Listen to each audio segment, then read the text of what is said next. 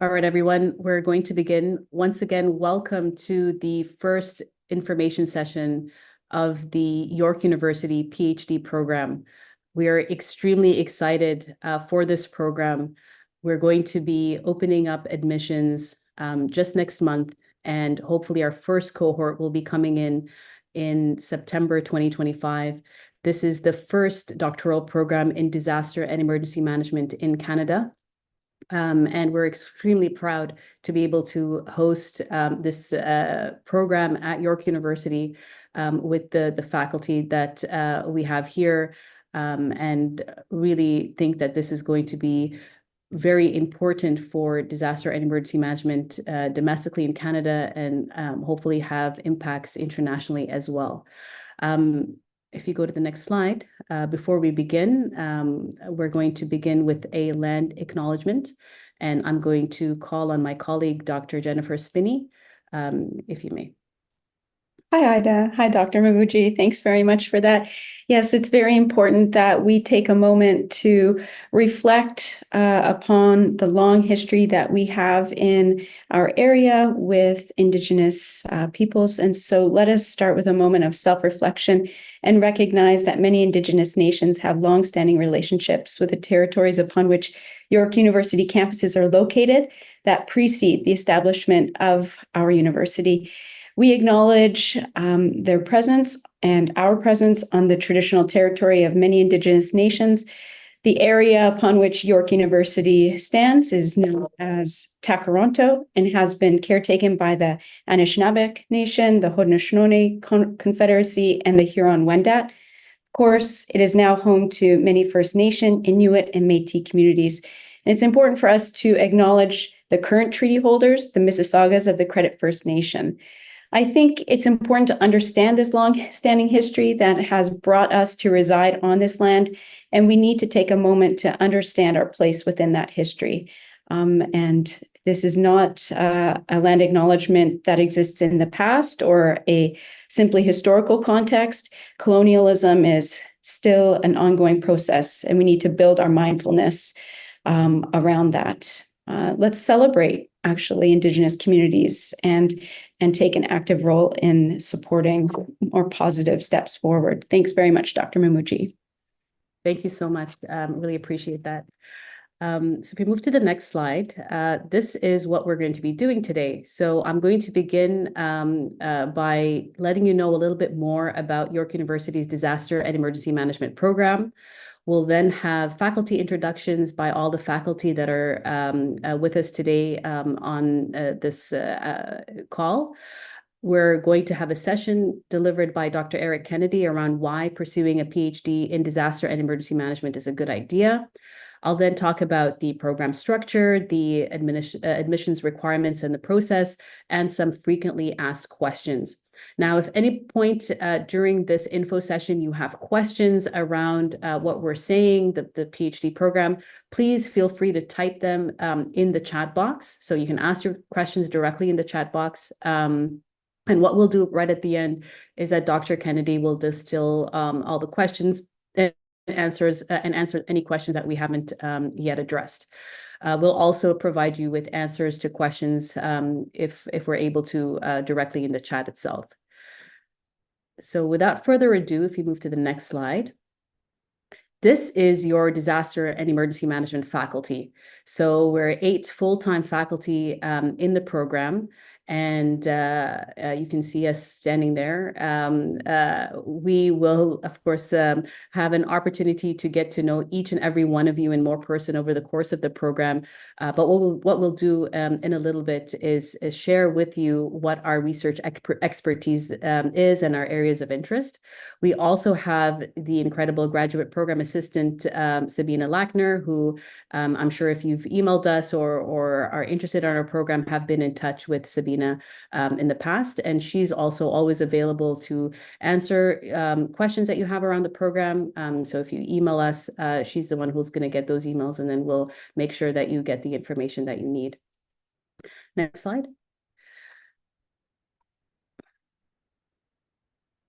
So the Disaster and Emergency Management program at York University is the most comprehensive program in disaster studies in Canada.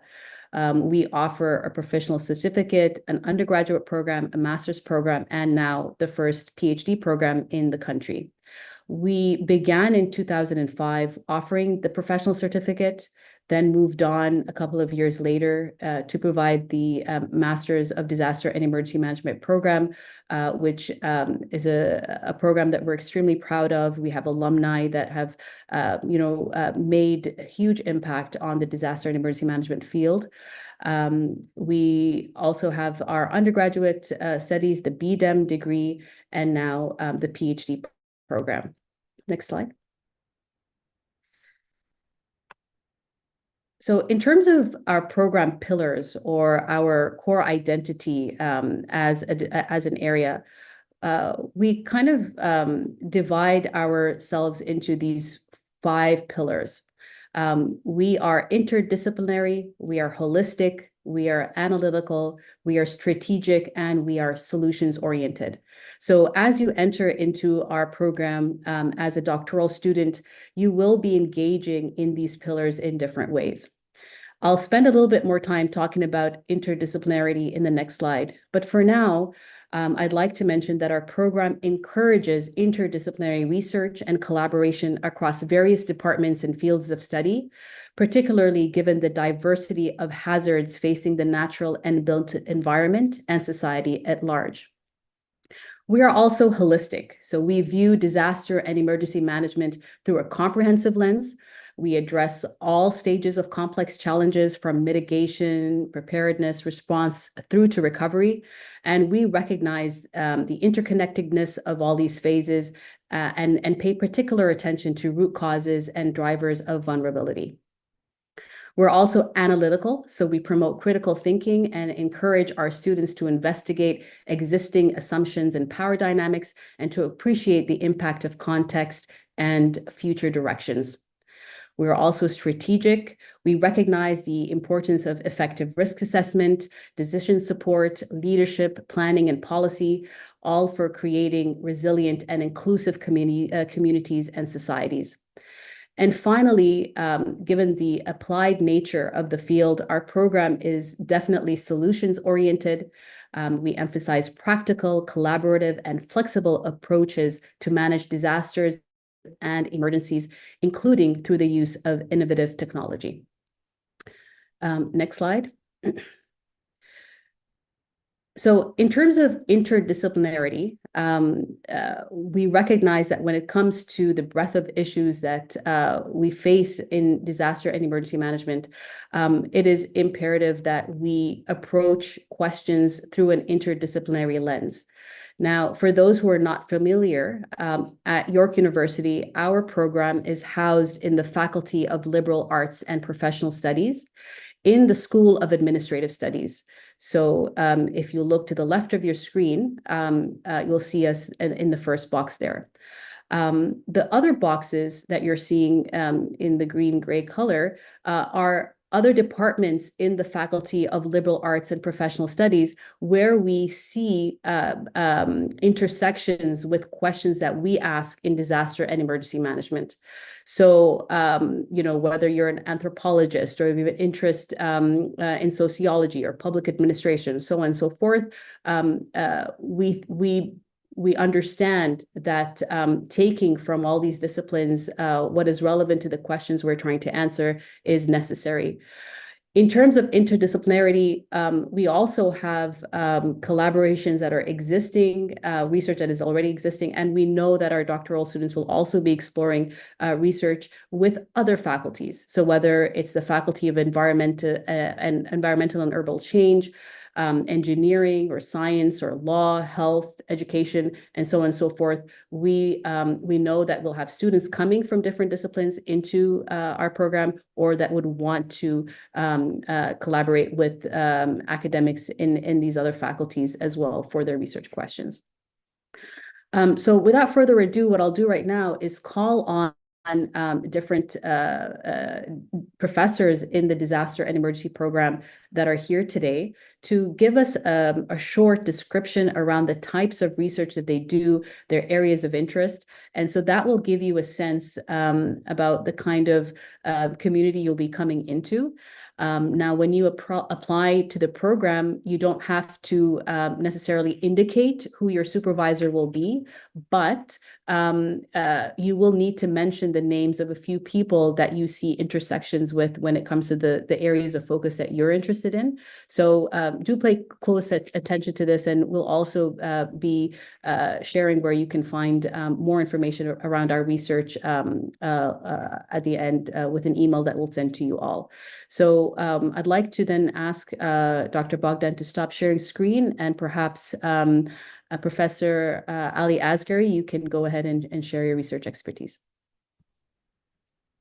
Thank you very much, Dr. Mahmoudji, and thank you all for attending this session. It's so interesting and encouraging to see many people attending this session for getting information about our program.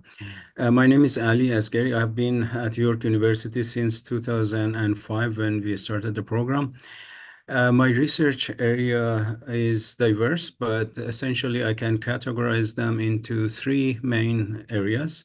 One that has been with me since I started doing research in disaster and emergency management, and that is in post-disaster recovery and reconstruction. I look into mostly how successful or why some recovery reconstructions are successful and why not for others, how fast this can be done, how effective this can be done, and so forth. And I have done this line of research in many different countries and after many different types of disaster and emergencies in Canada and outside. Another line of my research and activity is around business continuity, where I look into how businesses are prepared for disasters and emergencies and crisis management. And again, my focus is more into small and medium-sized businesses in that angle. And I look into different aspects of this, mostly in form of what mitigation measures for post-disaster recovery and also business continuity is best for or suited for businesses.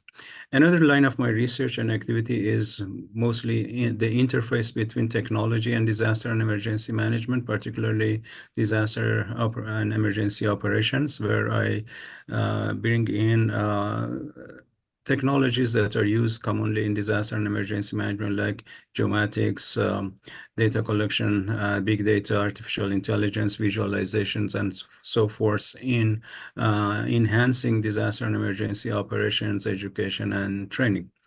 And that's all for me for now. Thank you very much for the opportunity to talk to you, and looking forward to have some of you in our program soon. Thanks. Thank you so much. Dr. Rozdilsky, the floor is yours. Thank you, Dr. Mamaji. I'd like to again welcome everyone to this information session, and it's exciting to see so many potential PhD candidates attending this morning. I'm Dr. Jack Rozdilsky. I am an associate professor of disaster and emergency management here at York University. Prior to joining the York University faculty, I both taught and practiced emergency management in the United States. I have worked professionally in hazard mitigation, and I act as a subject matter expert on issues related to disaster and emergency management and homeland security practice. Areas of practice interest include disaster response operations and hazard mitigation.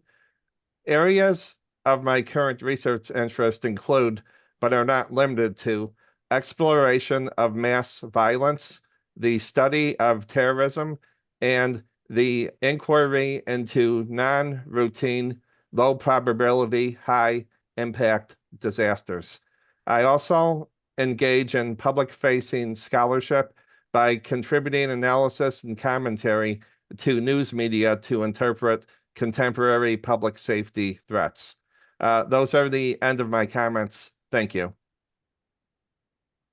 Thank you so much, Dr. Kennedy.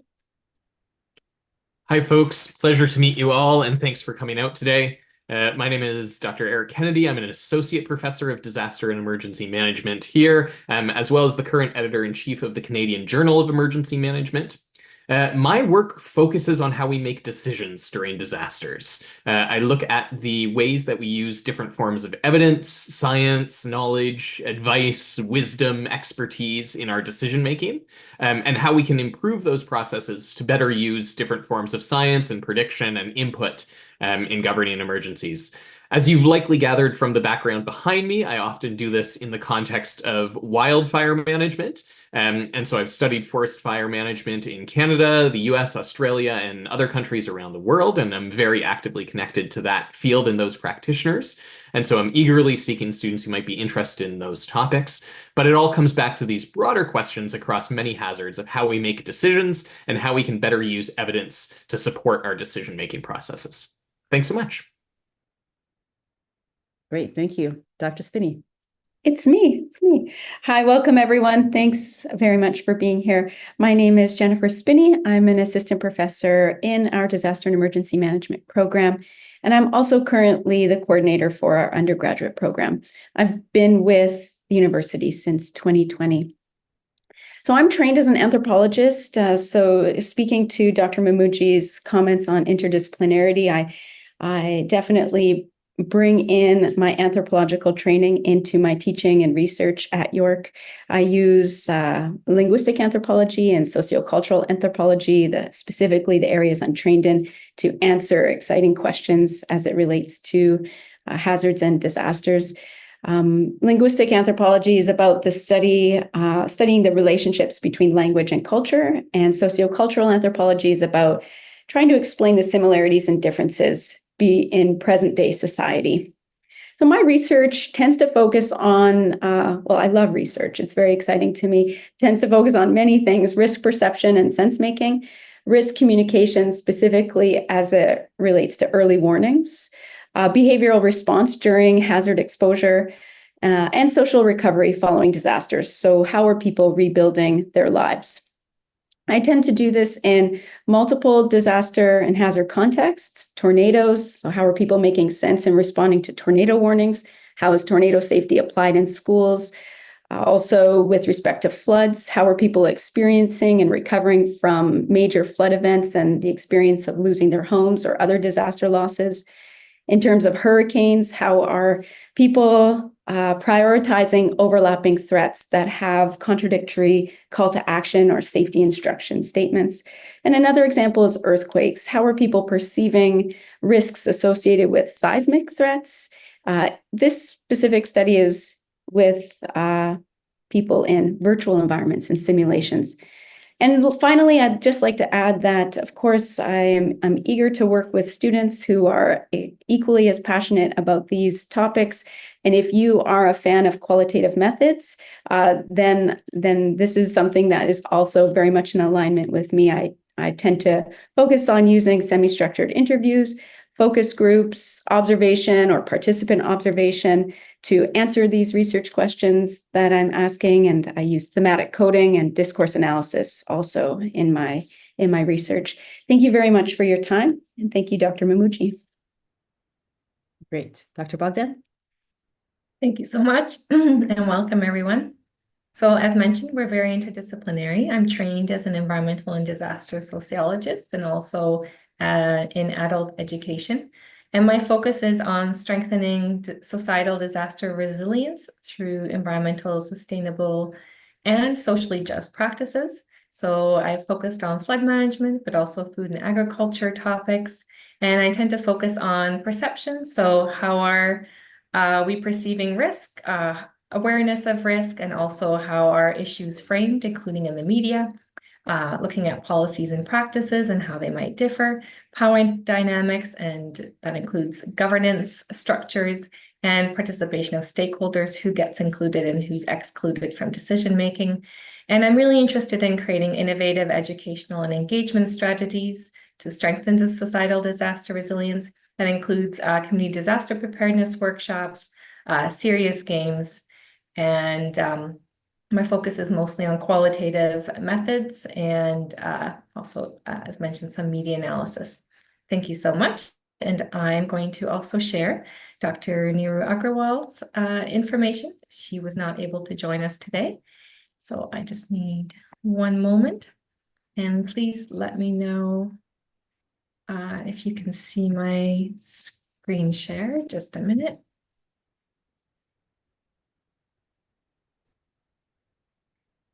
Can you see okay, you can see my screen. So we have Dr. Neeru Agrawal, whose areas of focus is global climate change, natural hazards, and disaster risk, flood risk mitigation and adaptation, risk perceptions, disaster resilience, and early warning systems. She's very much also involved in the kind of the biophysical study of disasters and some possible research opportunities, including looking at institutional capacities, looking at multi-level and cross-sectoral institutional coordination and communication, and future strategies to alleviate burden on the armed forces. And Ida, did you want me to share Dr. Dave Atkins as well? Sure. I think it's pretty short. Yes, it's very short. Dr. Dave Atkins has been with the program for a long time. He will be retiring. His area of focus is disaster risk assessment and emergency management ethics. Thank you. Thank you so much, Dr. Bogdan. I'm also going to just spotlight myself before we continue. Oh, hold on, I did it wrong. Remove spotlight. So in terms of my research profile, so I'm an associate professor in the program. I've been in the program at York since 2015. When it comes to those program pillars, I definitely see myself aligning most with the analytical and holistic components. I did my doctoral degree in public administration with a major in public policy. And my current areas of interest are social vulnerability and capacity and capability in the disaster context, hosting and resettlement and risk assessment. I'm currently working on a book project capturing the lived experience of various priority groups facing disasters across Canada, working towards the development of more inclusive approaches to managing crises domestically. Recent work includes research on the development of stigma-informed emergency management practices, volunteerism in EM, and hosting experiences during evacuations. In terms of where I'd like to go in the future, I definitely want to develop research on the delivery and impact of international humanitarian and development assistance, particularly in conflict zones. I haven't been able to do so since my doctoral studies, where that was my focus. But I'm hoping that with new doctoral students coming in, that would be an area we could explore together. In terms of methodology, it's primarily qualitative in nature through interviews and focus groups. I adopt field-based and case study techniques and appreciate the impact of community-based participatory approaches. Other approaches I adopt are content and media analysis, and I'm very open to interdisciplinary research and working across disciplines towards meeting common goals. So that's myself. I hope that gave you all, some insight into our program. I'm going to remove Spotlight and ask Dr. Bogdan to reshare his screen. Next slide. Yeah, so we just put this slide together to basically highlight the fact that in our program, we definitely have connections with practitioners and do a lot of work with those who are on the ground and working in the emergency management field. So whether it's the Ontario Association of Emergency Managers or the International Association of Emergency Managers, Ontario Emergency Management. These are all local connections that we have.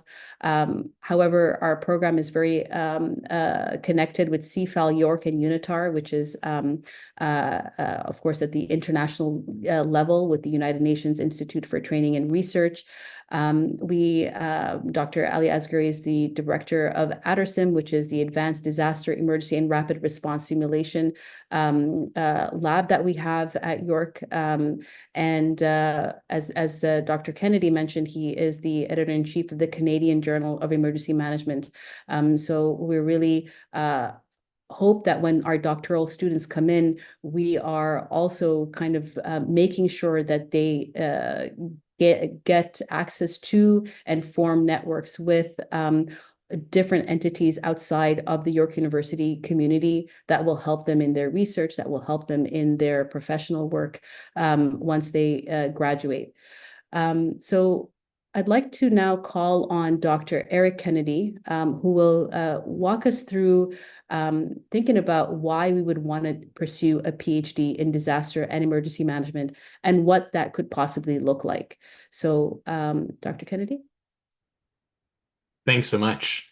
And we wanted to take just a minute here to think about what it is that makes a PhD program unique, particularly when we are already offering graduate education in the DEM field. We have this Masters of Disaster and Emergency Management program that's really fantastic, and we'd encourage you to check out if you haven't already. And so we wanted to sort of share a little bit about why the PhD is unique, why you might want to consider it at York, and what you can do with it as you go forward.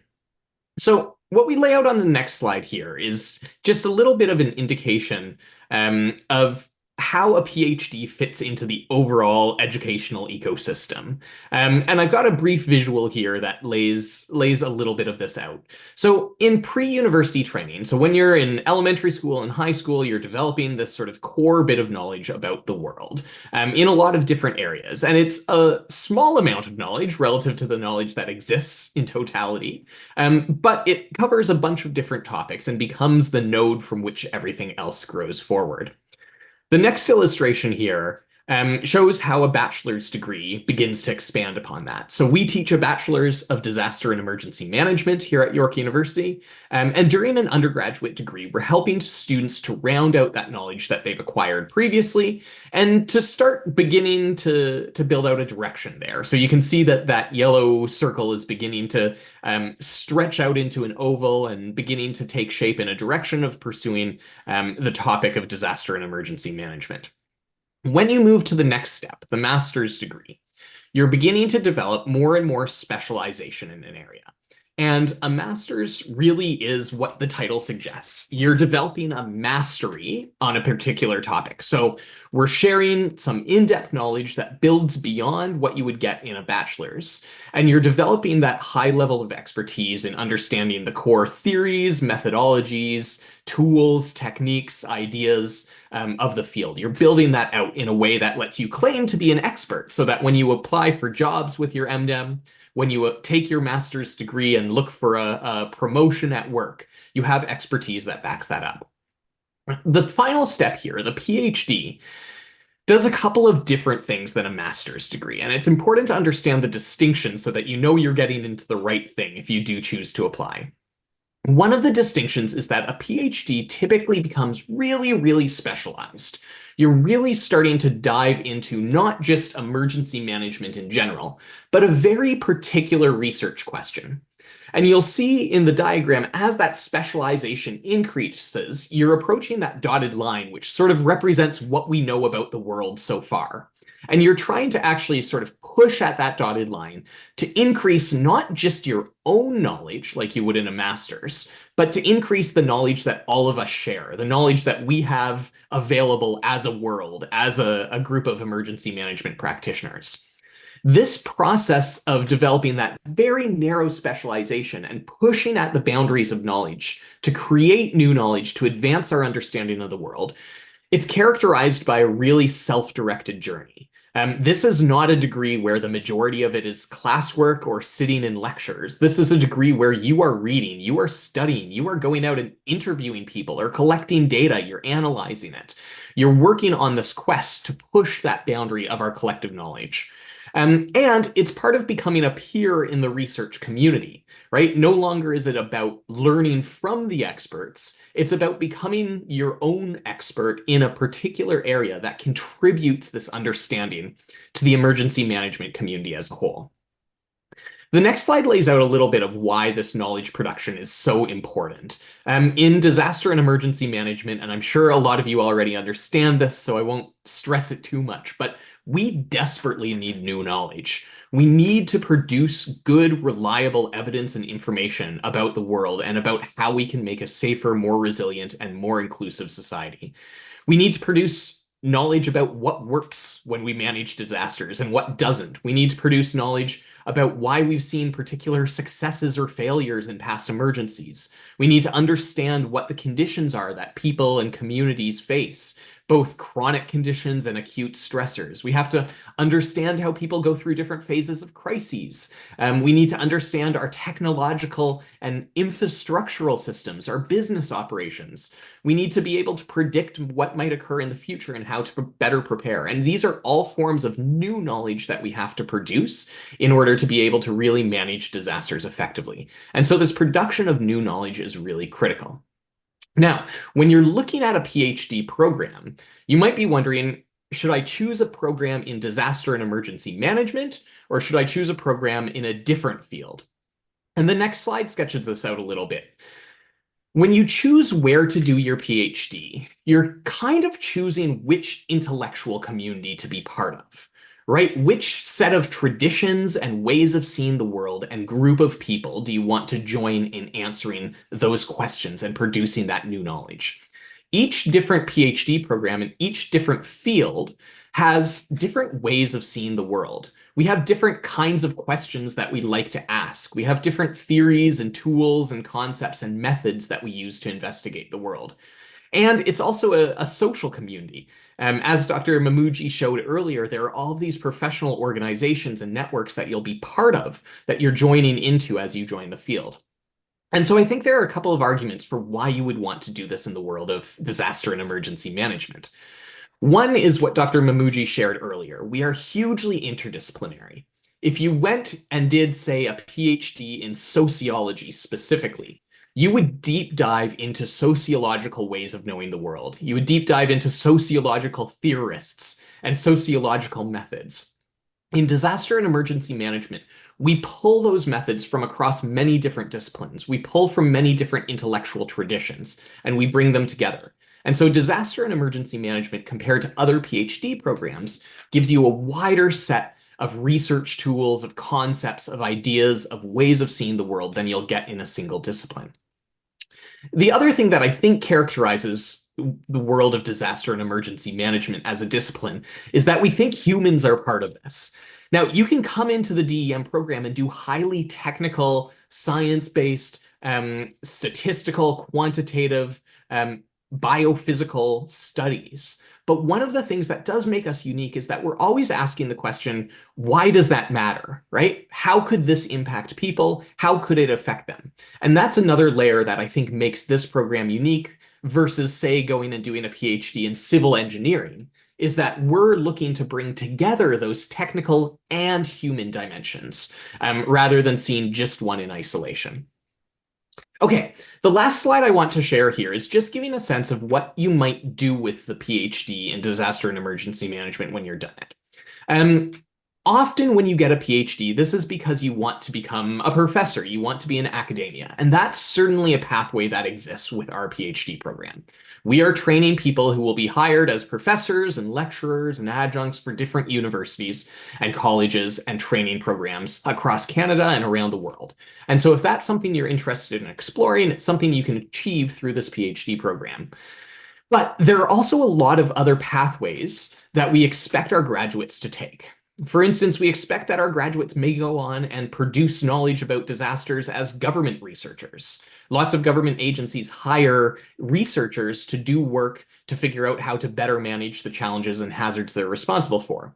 You might do this in think tanks or not-for-profit organizations where you're producing research. You might get into journalistic style fields where you're investigating and doing deep depth dives into particular issues that require more knowledge produced. And we see a really strong role for EM practitioners in our PhD program as well. If you're a practitioner, you have to produce new knowledge about disasters on a regular basis. And so our program is designed not just for those with academic orientations, but also for those who are wanting to produce this knowledge in the context of practice. And so that's baked into the whole program design, and we enthusiastically welcome practitioners.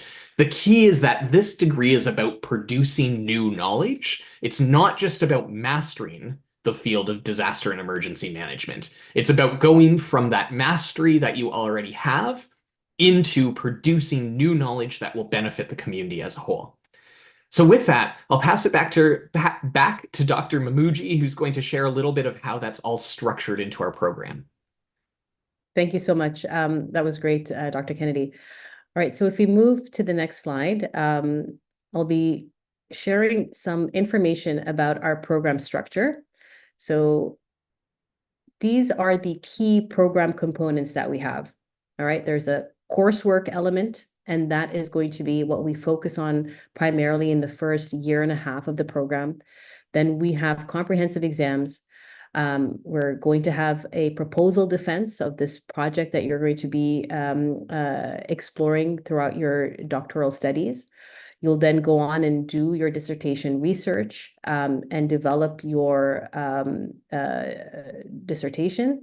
And then finally, you'll have to defend that and you'll have your doctoral defense.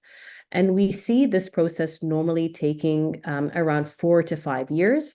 Now, in some cases, you might finish earlier, you might finish later, but that's the general time frame that we have.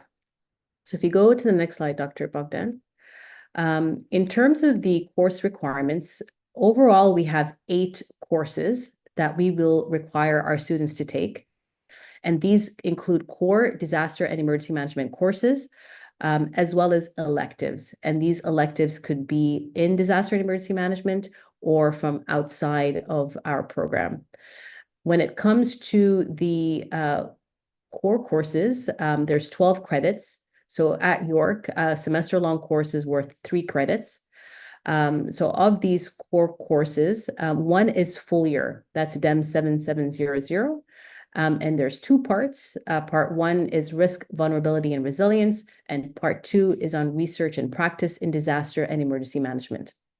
You'll then have a course around research design and dissertation brief development. So we'll talk you through, narrowing down your topic and developing your proposal for that. And then we have a course around teaching, learning, and pedagogy. So as was mentioned, we do expect that a number of our graduates will want to remain in academia and will be teaching the next generation of disaster and emergency management practitioners and experts. So we really think that having a course around teaching, learning, and pedagogy is imperative in the degree. And what you learn in this program, in this course, will also be really useful if you're, a practitioner who goes back into the field, particularly if you're engaging in training or education, so on and so forth. We have 6 credits of methodological training. So we expect that some students will focus their research around the quantitative side of things, others on qualitative methods. However, or some on mixed methods. Regardless, we expect that all students will have a firm understanding around these methods in disaster and emergency management. So that's also required. And then finally, 9 credits or 3 courses in elective. So whatever it is that you decide with your supervisor, in consultation with your supervisor, would be useful for you as you pursue your dissertation. And at York, you can take courses from any faculty that you think would be useful at this level. If you move on to the next slide.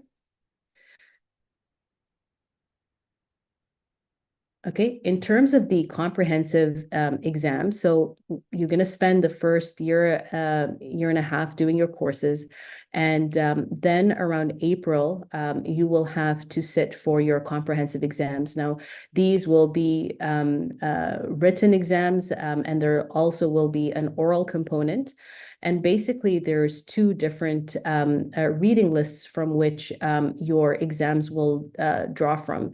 The first is going to be standard. So all students will have to write the standard comprehensive exam in disaster and emergency management.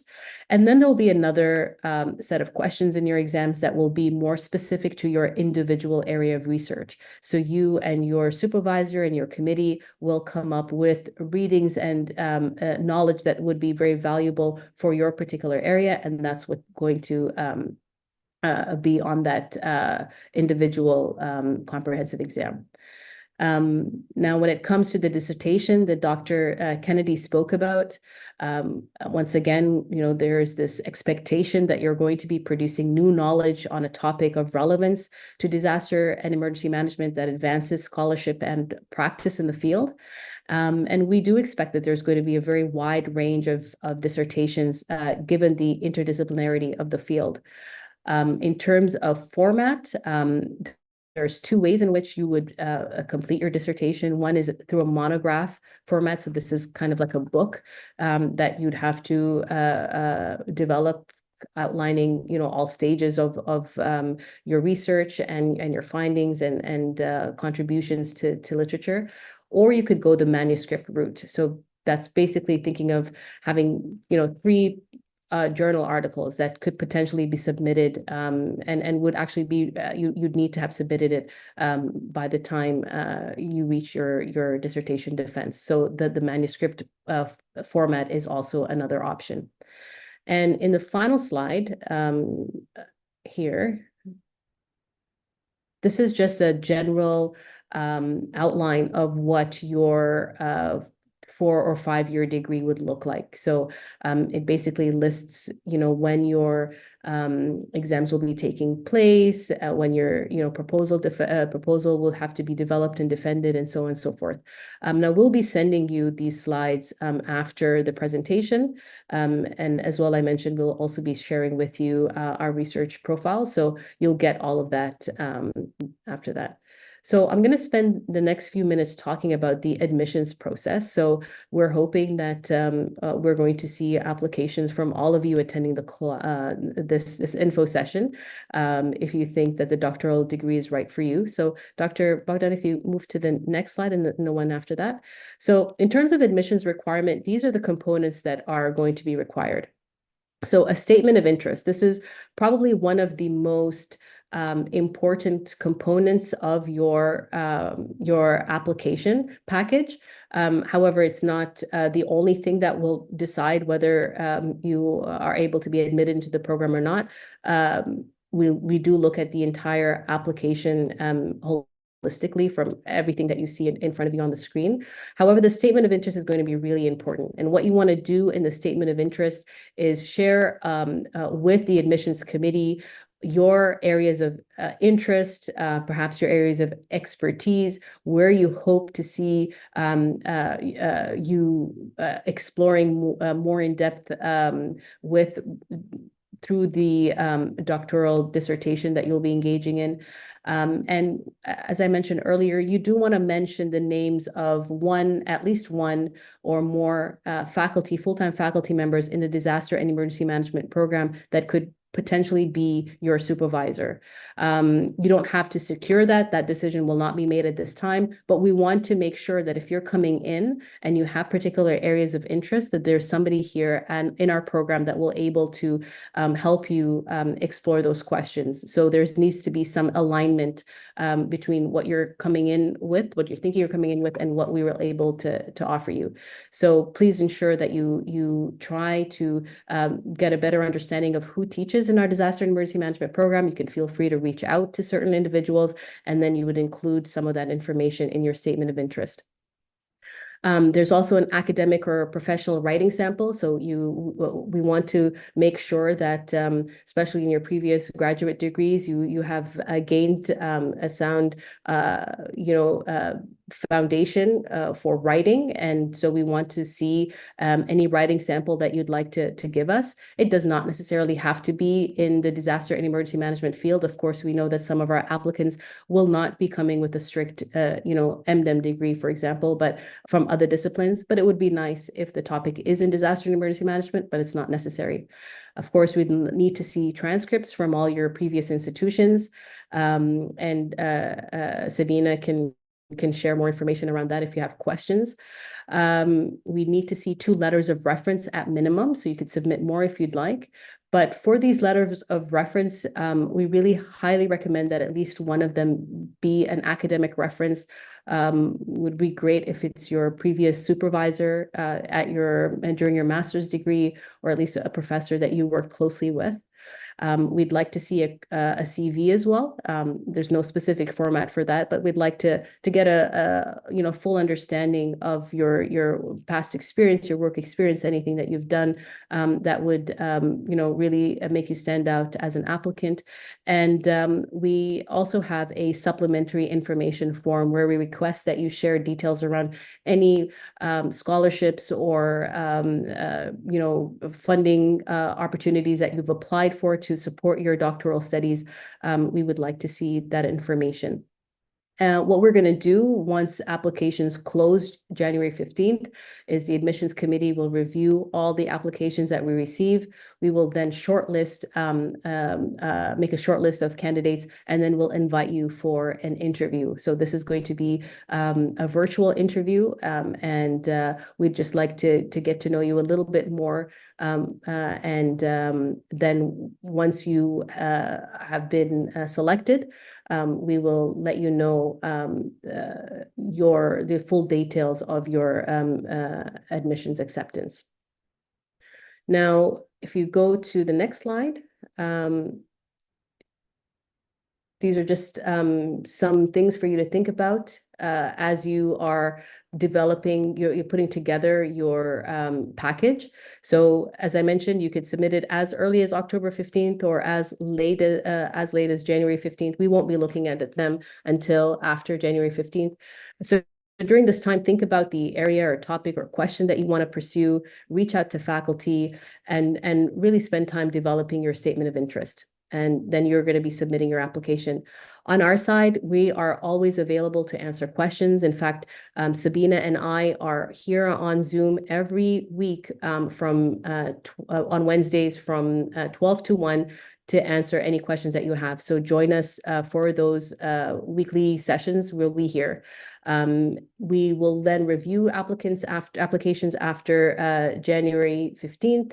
We'll shortlist those candidates. We will have to match candidates with prospective supervisors. These are prospective, but as I mentioned, there needs to be some alignment, and not that one professor will have 8 incoming students, for example. That just wouldn't be feasible. And then, of course, we'll inform our candidates, our successful candidates.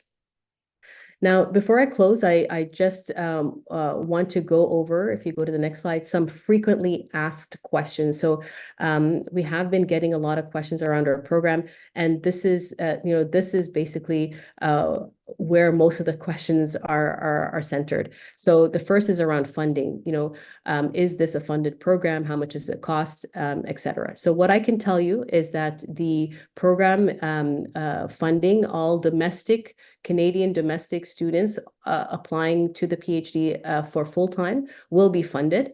Now, there will be, as you can see, there's a TA-ship, RA-ship question around there. There will be some that might receive a teaching assistant fellowship or a research assistant fellowship as part of their package. You will get those details around your funding once you are admitted. If you are applying as a part-time student, that is not that's not funded, so you'll have to be self-funded. But yes, we do accept part-time students. So there will be some students that will be doing their PhD in disaster and emergency management as a full-time basis and some on a part-time basis. We also have questions around, I work, can I still do my PhD? Now, that's going to be a decision that you have to make, but if you're working full-time and you want to do your disaster and emergency management doctoral degree, at least for the first part, you need to know that it's going to be quite a lot of work. So that decision will be something that you have to discuss with your supervisor, and do the thing that's best for you. In terms of international students, we do encourage international students to apply to the program.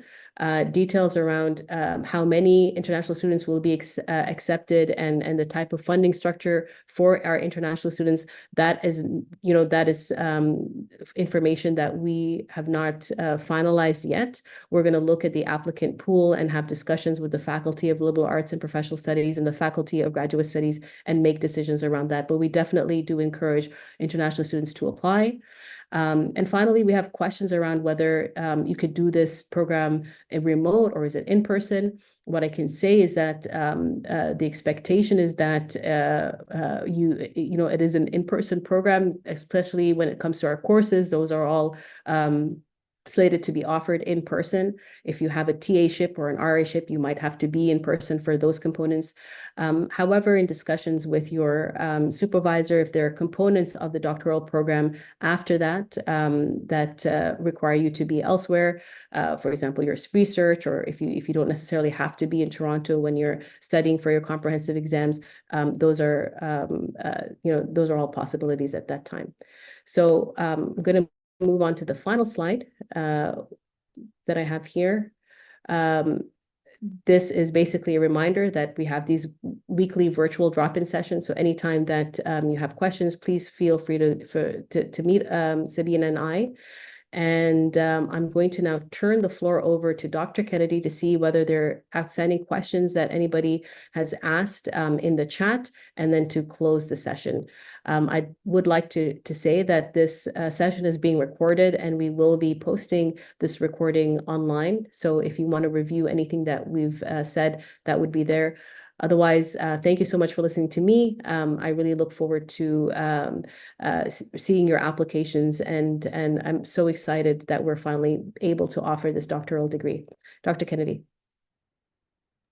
Thanks so much, and thank you, Dr. Mamuji, for that great information and all of that very useful presentation. I think it's helped to answer a lot of the questions that were in the chat.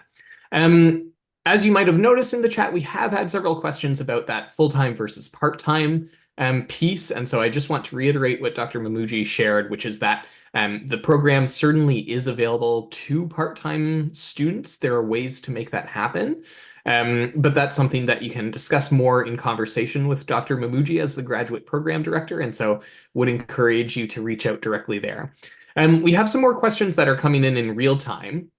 One is around when the courses are offered. Unfortunately, we don't have final information on that yet, and it will be a little bit until we know for sure when they're offered. Currently in the program, we have a mix of daytime and evening classes available. We don't know the scheduling yet from the registrar's office for these particular classes, but we'll share that information as it becomes available. Dr. Mamuji, I'm wondering if I could call on you to answer a couple of the questions that have come in around the cost of the program, if enrolling for part-time students, and whether there are further details about the funding program for domestic students. Okay, so perhaps you can stop sharing screen, Marina. Okay, so for the funding, I don't know why it's pasting as an image, but I put in a link there. If you go to the York University website and look for fees, you'll see that there, and Sabine has also shared more detail, but all the information around funding for part-time is on the York University website. As mentioned already, yes, domestic full-time students will be funded in terms of their tuition. So your tuition will be covered. Additional funding, whether you'll have TA-ships or RA-ships, those details will have not been determined yet for our applicants, and we'll have more clarity on that once the application window closes, and we see how many successful candidates we're able to accept into the program. Thanks so Okay. much, Dr. Mamuji. I'll share just two more unless I see any more questions come in, but please feel free to keep adding questions here, and feel free to reach out to any of us as faculty, and particularly Dr. Mamuji as the graduate program director, with further questions that you might have. There was a question about how you determine your projects. Is that based on professor interest or on your interest? The reality is that it will evolve as a combination of both, but it is really important that you choose a topic that you are genuinely interested in and want to work on. Putting that topic that you are passionate about and you want to work on into your statement of interest is really helpful for us as we assess the applications and get a sense of some of the range of interests available. As you get into the degree, your projects might develop some influence on the basis of the professors that you're working with, and there will be some matching there. But it's very helpful for the application process to have a sense of what projects you are genuinely passionate about working on. And to be honest, what project you think you will still be passionate about working on in 5 years' time after doing a lot of work on it. There's also a question that has just come in about students who have been in our Masters of Disaster and Emergency Management program and how that works. It's a great question, particularly around the methods courses. So if you have completed the methods courses in the master's program and meet the requirements there around the grade that you received and the successful completion and the like, there's a mechanism that will come into play where essentially those course requirements will be opened up to have a wider array of courses. So you will not have to repeat the methods course. You'll be able to choose an elective in its place to fill out that credit value. And so, yes, there's a way that it goes towards that. You don't have to repeat the methods course. However, you will still have to finish out a course. Your overall number of credits does not change, just which ones would be applicable. That is specific to the methods section of the program. The other courses, the core course, the prospectus design course, and the pedagogy course, those are all new to the PhD program, and so you won't have completed those in a master's degree. With that, I think we've come to the end of our time for the information session, so I just want to thank you so much for joining us. As Dr. Mamuji shared, the applications will be opening in the coming month or so on the website, and so please stay tuned there for more information. The selection process will begin once the applications have come in. So I believe January 15th is the deadline for those.